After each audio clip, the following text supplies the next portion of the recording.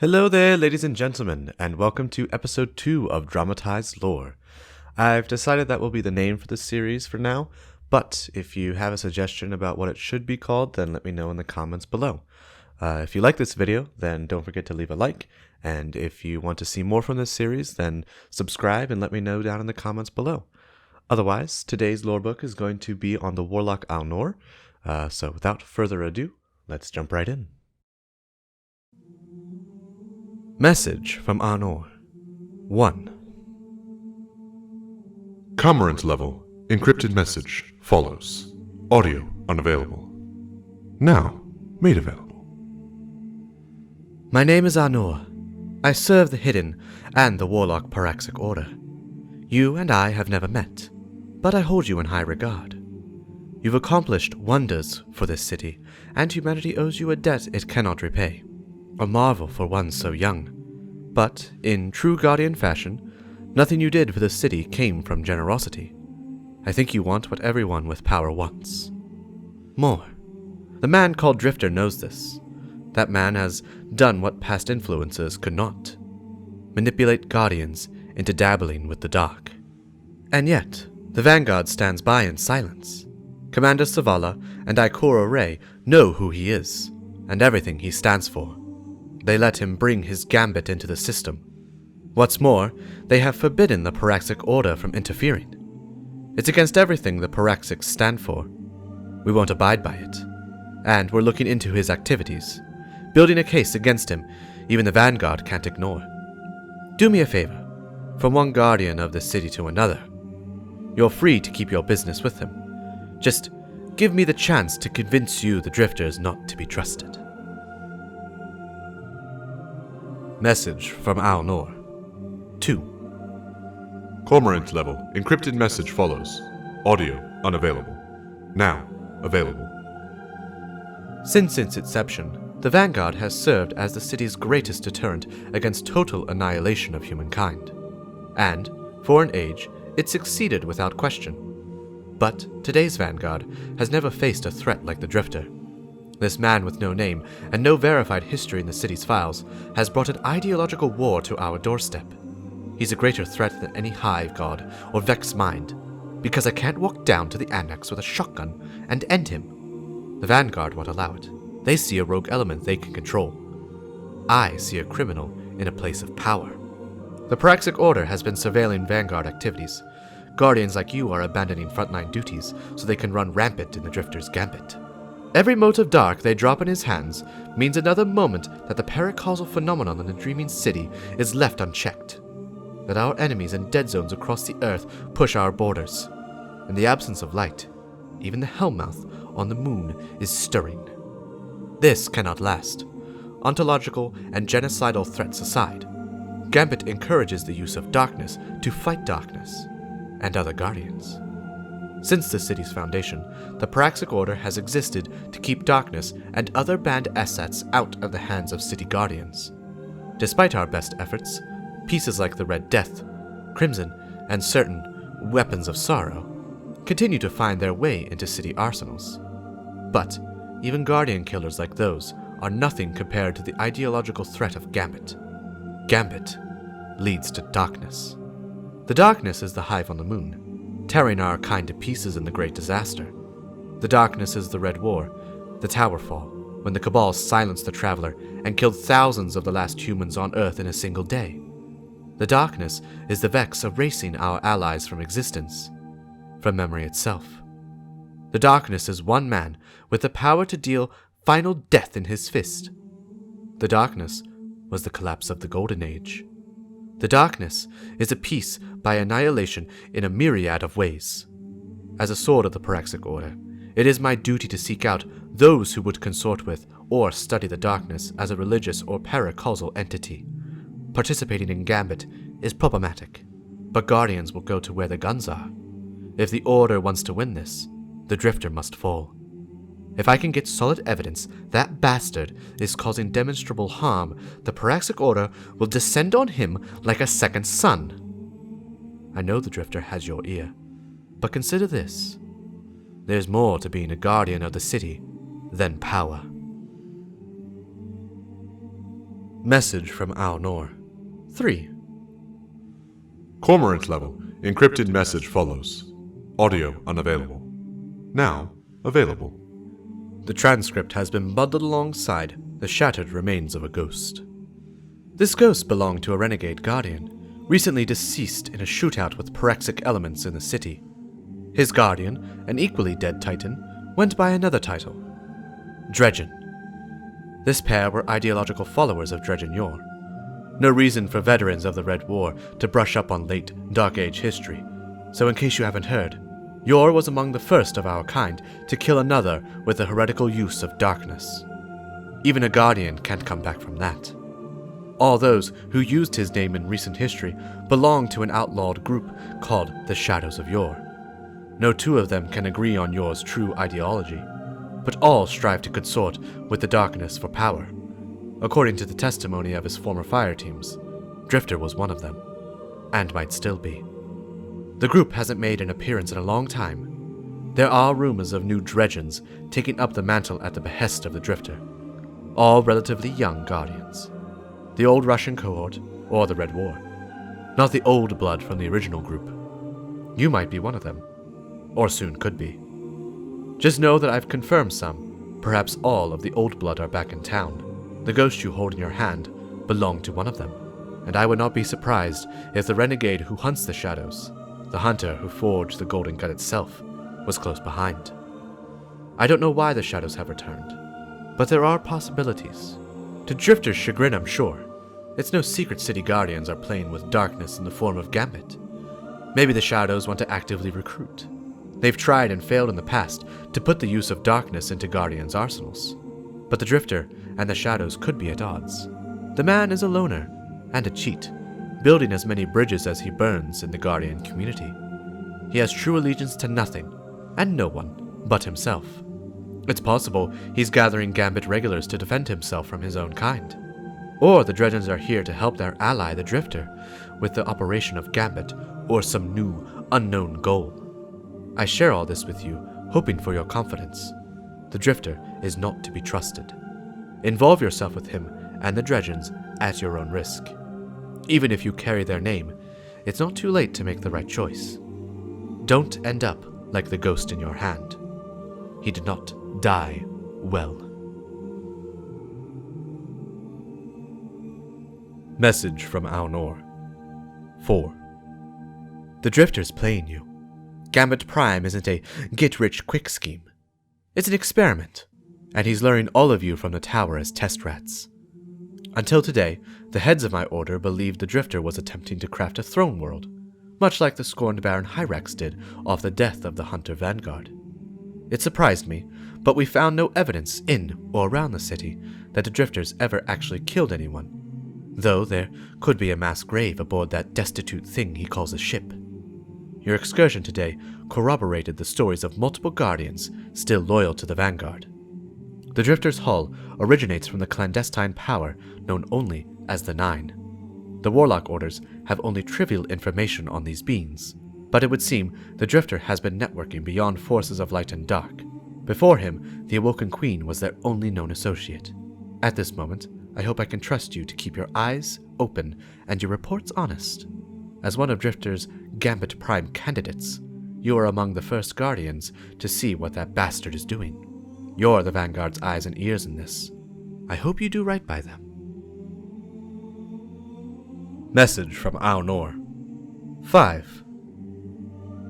Type: Vanguard Causality Report. Parties: 2.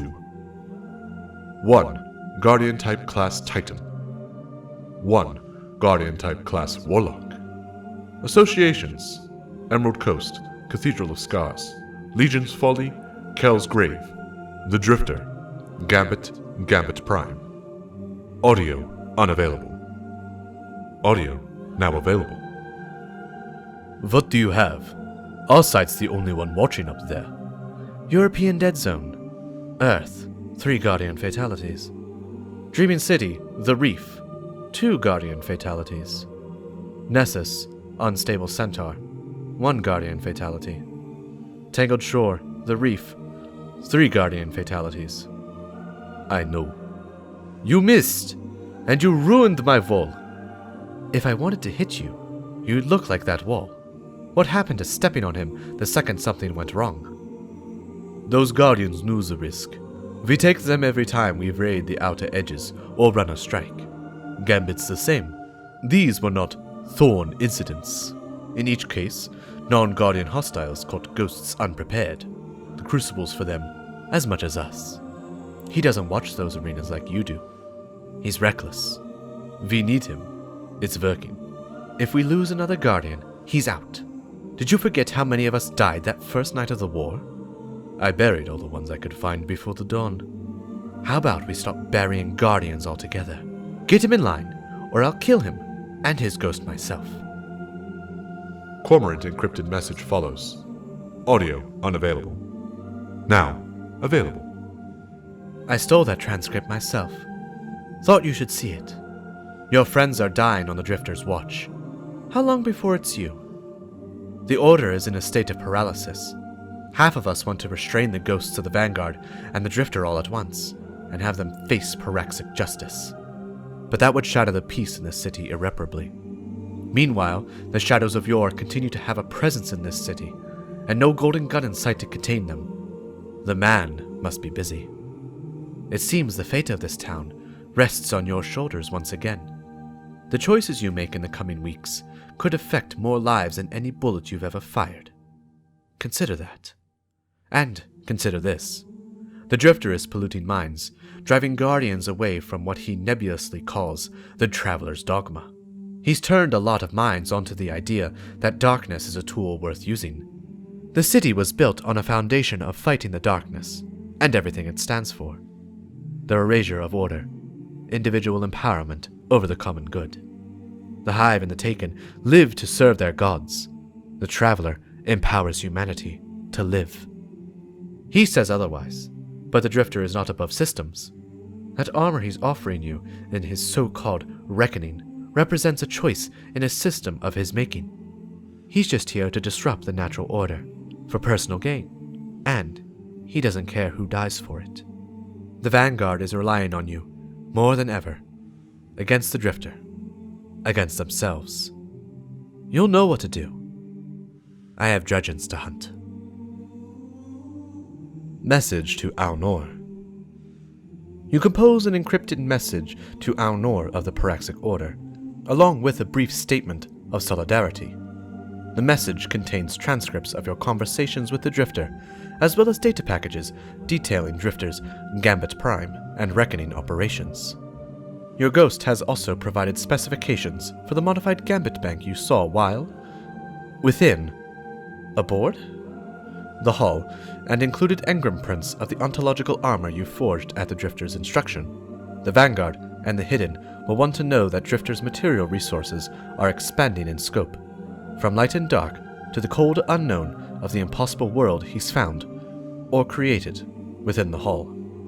The Ghost's spectral analysis confirms that it's unlike anything you've encountered in the Ascended Plane, but the readings reminded him of the Third Spire, the trial grounds of the beings known as the Nine. You don't know what the future brings, but you know you will meet it with a clean conscience. Message from Aunor. 6. Cormorant level encrypted message follows. Audio unavailable. Audio now available. This is stellar casework, and I'm glad you've stayed the course. Having a hero of the Red War go rogue and side with the Drifter is not a scenario I wanted to consider. You've provided critical information on the Drifter's operation, but I need to know who his facilitators in the system are. Someone's provided him with raw materials to build his gear, and I know his accounts with the city don't have the kind of glimmer to pay. Vanguard territory's been flooded with rogues since Gambit became the tower's favorite pastime, so it could be anyone. My ghost made some microphones for you, infused with Paraxic wards. We've put them through rigorous durability testing. Anything short of the impact point on a Sunbreaker's hammer, and these things will keep recording. Bug the Drifter's hovel in the annex, and find out who's supplying him. I'm off to the lower boroughs of the city to see if I can head off one of Drifter's jobs in person. Paraxic Flame be with you. Message from Aunor. 7. Cormorant level. Encrypted message follows. Audio unavailable. Now available. I got the feed from your ghost. Head to Titan if you're not halfway there already. Drifter and the Spider have worked together on occasion, but it can't benefit Spider to let the Drifter expand his influence in the system. So why help him? I wonder if the Shadows of Yore are involved. Maybe pressure on the reef at Drifter's benefit? Local hunter dens are reporting renegade incidents across the shore. I haven't been out there since Cade died. Gambit's been generating a lot of paperwork for me. I'll check it out. Message from Aunor. 8. Cormorant level encrypted message follows. Audio unavailable. Now available. Drifter wants a bullet to the head? If not for the Vanguard decree, I'd oblige tonight. Your trip to Titan let me round up a couple wannabe dredgens out on the tangled shore. No casualties, civilian or guardian, and a half dozen perps and their ghosts restrained. Drifter was paying them to transport motes to the shore. If motes of dark stay in Gambit, there's nothing I can do. Vanguard decree means Drifter is free and clear. As soon as I see anyone carry motes outside that context, going to anyone but our rat in green, their light belongs to me. Those 6 will face paraxic justice, perhaps exile. We haven't had to lock anyone up in decades. If the Vanguard thinks the Drifter hasn't changed things, I can't help them, and we'll continue to clean up their messes. You're doing good work, praxic work. If you're going to continue, I need you to keep attending Drifter's games. You're my eyes. He'll allow it. The man's desperate. Probably has been his whole life. Meanwhile, I'm looking into the 9 again. The hall was enough impetus. But that voice you heard? That was their emissary. I don't know much about her, but she's wrapped up in this mess somehow. Surveillance transcript. Type. Surveillance transcript. Parties. 2. 1 Guardian type class Multi. 1 Guardian type class Titan. Associations. Drifter. The Derelict. The Dark Ages. Possible explosives link. Audio stored. Transcript follows. You finish your project? Yes, ma'am. Played them all this morning. Don't look at me like that. Why are you looking at me like that? There are simpler ways. Not everything's gotta be simple, darling. I think you're a coward. Just look him in the eye when you do it. And if it goes wrong? Then it goes wrong. Blows up in your face. Who cares? You're immortal. Not like it's going to kill you. This is some real Titan braggadocio right here. You know, back in the Dark Ages, there were no classes, blah blah, dogma, blah blah. Save it for the rookies. You get tired of this city, or your bomb shelter up in the derelict. The frontier's always waiting. It surely is, sister. It surely is. Keyword analysis. Planted them. To plant a seed. An idea. A bomb. Look them in the eye when you do it. To behave honestly. To perform an act of violence. Blows up in your face. To make a mistake. To trigger an explosion. Bomb shelter. A structure designed to provide protection against the explosion of a bomb. Conclusion? No direct threat, but consistent use of explosives metaphor merits field investigation. Message from Aunor. 9. Cormorant level. Encrypted message follows. Audio unavailable. Now available. Your ghost passed along another couple of transcripts. Broke into the derelict, did you? You've got good instincts. Seems to me that the Drifter's picked himself a protege, probably another young war hero like you. If he's writing down his lessons, maybe he'll write down the one scrap of truth that we need to nail him to the wall. Chase the rest of those tapes.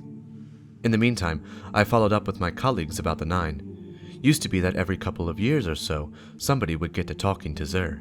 Then they decide that they were going to be the great mind to crack the mystery of the 9. Go off to find them. Bunch of cryptarchs mostly, a couple guardians. Then the light went out during the Red War, and one last ambitious mind went out in search of Providence. A sunbreaker by the name of Orin.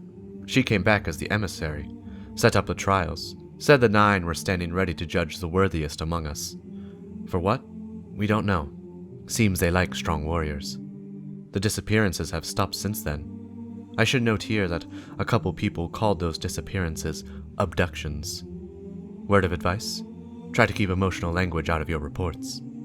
To the knowledge of the Praxic Order, the Nine aren't allies of the Darkness. We've got solid intel from reef spies that the Awoken Queen's working with them now beyond the system.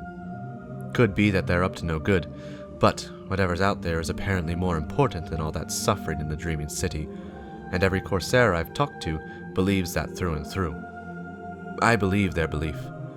The Awoken have too much self-respect to live under a bad leader, and bad's different than popular, of course. Anyway, I don't think the Nine or their emissary intend to harm you. Not right now, at least. It'd be helpful if we knew what they wanted with the Drifter, but that investigation is up to you. If you pursue it, and you get a whiff of trouble, you tell me. Just remember the rest of us when you're out there changing the fabric of space-time, or whatever the hell it is they do. Message from Aunor. 10. Cormorant level. Encrypted message follows. Audio unavailable. Now available. Thank your ghost for me. The analytical work you've both done is worthy of induction to the Praxic Order. It's too bad the Vanguard keeps you so busy. This is the end of our investigation. Those tapes you found contain the scraps of truth that we've been hunting all this time. It's not just the truth that I was expecting. I've been looking at that man expecting a dangerous criminal mind. Living, breathing evil, the likes of Dredge and Yor. And instead, I got... what? Tragedy? Pathos? Well, he's pathetic all right. I've made my final report to the Order, and I am comfortable with the decree they've issued. The Drifter shall remain under close watch, but he presents no direct threat for as long as he cooperates with the Vanguard and Lord Shax. This brings us into consensus with the Vanguard's standing judgment. The Shadows of Yor, that Gambit conned out of hiding, have been thugs with guns and ghosts, mostly. They have less bite than the Dredgens of Yor. Little wonder Shin Malfa didn't show up. These fools aren't worth his time. I'm trying to take this as a lesson in the dangers of presumption. But, in my defense, the Drifter smelled like a rat. Still does. I'll see you out in the field. I've got paperwork to file. The Salt Mines. In a campsite on a cliff above the salt mines of Trostland, a man with a golden gun held 2 guardians hostage. Behind them, an ashen silhouette smoldered on the cliffside. I gave you every chance, said the man with the golden gun. Any last words? One hostage lifted his head and took a breath. Before he could speak, his skull erupted in a bloom of arc light. A void arrow lanced through the air and lodged in the throat of the second hostage. He slumped over, falling against his dead companion. The man turned to look in the direction of the shots. The golden gun blazed bright in his fist. The ghosts of the dead guardians materialized to resurrect their fallen charges, but were cut short as 2 restraining bands whistled through the trees and snapped across their frames. The ghosts fell, enervated by arc pulses flowing from their restraints. Loose pebbles murmured down the cliffside as 6 warlocks dressed in black dusters entered the camp single file. They all carried quit-claim shotguns. The man did not move. The woman leading the warlocks stepped closer to the man.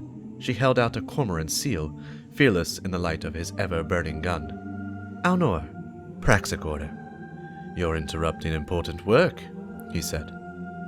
Stole the words right out of my mouth, she replied. These ghosts are coming with us. No more killing. Your reputation won't protect you. Your jurisdiction ends in the city, came the reply. These 2 are my problem to solve. Aunor glowered. They're 3rd-degree offenders, consorting with the darkness on a material level only, collecting and concealing illegal artifacts. We'll rehabilitate and re-educate them if we need to. And they will continue behind your backs. They're already addicted. Power corrupts. Your accosting us ghosts means to fight enemies of humanity. These guardians represent more than potential Dredgens. Men like this will destroy you from within, based on the sins of one man. My struggle is older than yours, Warlock Aunor, and it will be here when your Praxic laws are forgotten. and the last city is dust. You and Shax and the Vanguard and all the deal makers are going to get this city killed." The man traded his golden gun from one hand to another and sighed. Aunor racked the quit claim. Her warlocks followed her lead. The man stood. "Shax wouldn't like it if you all came home in pieces. Take them. I'll be watching. They so much as breathe wrong, and they're mine." He walked into the forest, fist still aflame. The campsite fell to darkness as he disappeared. "Secure the ghosts!" Aunor ordered her team, holstering her weapon to begin a thorough sweep of the site. District 125. The Shadows had her ghost. They had somehow gotten their hands on restraint tech. Praxic tech. She'd have to follow up on that sometime if she lived. No man with a golden gun, no fire team, no backup. She had been chasing a lead on a group of new blood dredgens, taking her Sparrow over Viridian Bridge to a local Jensum lab. But the Shadows were waiting for her. From a hidden vantage point on an overpass above, a single rocket from a shoulder-mounted launcher had obliterated the road in front of her. She'd been thrown straight off her machine. In that split second, she saw Bahagari had tried to catch her in a beam of light. But with a telltale whistle and a snap, a restraining band had silenced her ghost. She was falling by then. She leaned into the roaring wind, transitioning her fall into a dive. The impact and temperature of the water shocked and chilled her to the bone as debris rained into the lake around her. She started a long swim toward shore, toward a road she knew would take her to the overpass. She pulled up onto the overpass on a hijacked pike and looked down at the smoldering wreckage of the bridge where she had fallen an hour ago. Bahagari was nowhere in sight, but her helmet's visor picked up an echo of void discharge from a sniper's vantage. It was consistent with the launch pattern of a shoulder-mounted SA-2. She patched it back to Drifter, and in return he gave her the coordinates of 3 possible Shadow safe houses in the area. Without Bahagari, she had input them manually to her tracker HUD. She selected the farthest one from her position and gunned the pike. By the time she pulled up to an abandoned warehouse in District 125, the Shadows had already ransomed her ghost on several city bands. They wanted clearance to take their jump ships out of the system by midnight. Without clearance, they'd kill Bahagari. The Vanguard ignored the missive entirely. Renegades were not to be negotiated with, not even Osiris himself. And these Shadows were no Osiris. The maglev train coming from Core East roared on a rail above. The next train would arrive at midnight. She could see a light on the top floor of the Rest Red building and the silhouettes of several people. "I'm not on that floor," Bahagari said. Aunor started. "How?" "I hacked the restraint. It's Praxic tech. We've got a renegade in the order." "Worry about that later. You said you're not on the top floor?" "No, the basement, under the street. Building's empty except for us. Don't even think about a breach. You'll need a team, or a Galahorn." "Don't have either, Bagari." "Don't even think about it." "I didn't say anything." "You never call me that unless you're about to do something stupid." She had never driven a maglev train before.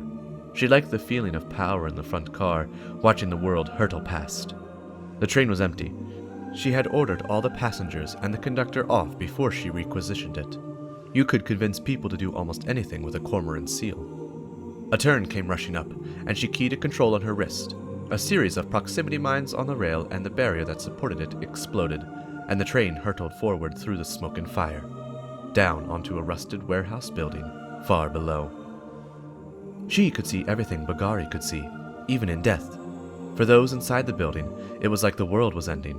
But her ghost was free, heading straight for the front car of the train that had impaled the upper floor of the warehouse. A pair of injured Shadows, the only survivors, were right behind her as she came up to Aunor's slumped body, her eye blazing with light. Aunor emerged from a radiant column and ducked under the bleeding Shadow's haymaker, slamming a blazing palm into his gut. She burned straight through him and rolled forward on the momentum, under a thundering shot from the second Shadow's hand cannon. She transitioned the roll into a stiff sidekick from the ground, shattering the man's unarmored knee. She mounted him as he fell and bludgeoned him unconscious with a rain of burning elbows. Bahagari came up behind her. "There are 3 more bodies, somewhere under this train. What now?" Aunor stood up, covered in blood and ash. "We take their ghosts. Alert the Vanguard we have 5 renegades in custody." Aunor found her duster in the train cab, tattered and badly burnt. She put it on, clasped her cormorant seal in place, and sat next to the bodies, waiting for her prisoner's ghost to materialize. Her radio clicked. "No casualties. You did well," Ikora said. "Are you speaking as the head of the Warlocks, or the head of the Hidden?" Aunor returned. "As your friend. You slipped, but you saved it. Zavala and I appreciate your help in this. It's imperative that the Drifter and Gambit continue. Yes. Aunor. Yes. Are we good? We're asking a lot of you. I don't ever want your job, and that city needs that Ratman's connection and his means. If he can bring Orin back to us. Let's talk more in the morning." She looked out the viewport at the burning train rail above, and the ruins of the warehouse around her. She supposed this was her life now. Civilian Atrium, south. Drifter rounded a corner in the bazaar and grabbed a cloth hanging from one of the stalls. He ducked a gate, passing through a little used doorway into a civilian corridor. As he walked, he wrapped the cloth around himself, covering his head and hiding his face. He changed his gait and his posture by degrees as he walked, moving a little slower, hunching a little lower. When he emerged into the next atrium, it was as though he had aged by 60 years. Spotting a group of elders basking in the sun, he shuffled over to sit down as one of them. "You new here?" one of them rasped. "Always feels like it," he replied in a reedy lilt.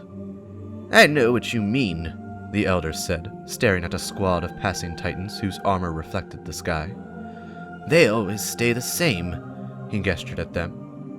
"Everything around them changes on their whims, for good or ill."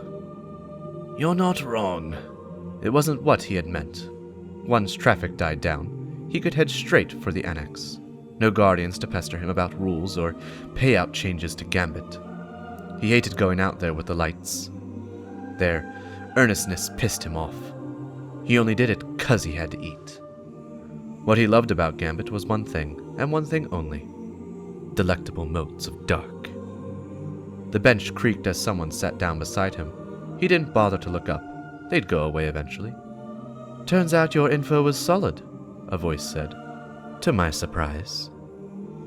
He turned to look and saw a woman, brown-skinned, crooked nose, with an intelligent eye and a hard stare. She wore a black duster and light armor beneath. A warlock. He didn't know her.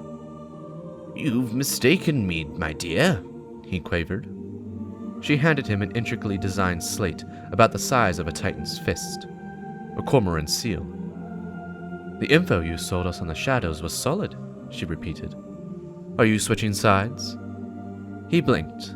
No use pretending. He dropped the act, sitting straighter. "I'm on no side but my own. Are they alive?" The elders to his right frowned and began talking lowly amongst themselves. "All but one. We couldn't get there before our mutual friend started his work. Those three were idiots. Chasing legends. No danger to anyone but themselves. I don't think you have a good gauge for that. But they're in custody now. If you're done, I'd like to spend more quality time with my blanket and these crusty fellows." "We listened to your protégé's tapes," she said. "You bastards," he said, with no fire in it. "The Vanguard think they can use you," she said. "And what do you think? You're a criminal, not to be trusted. But Orin gave you a chance." He turned to look at her. "And I think you can bring her back," she continued. He said nothing, but he didn't look away either. Aunor stood up. "As you were."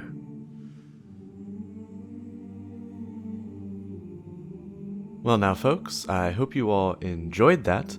I had a lot of fun making this one. I had a lot of fun editing it, getting all the clips, recording all the clips, I should say. So I hope you all enjoyed. Once again, if you liked the video, then leave a like.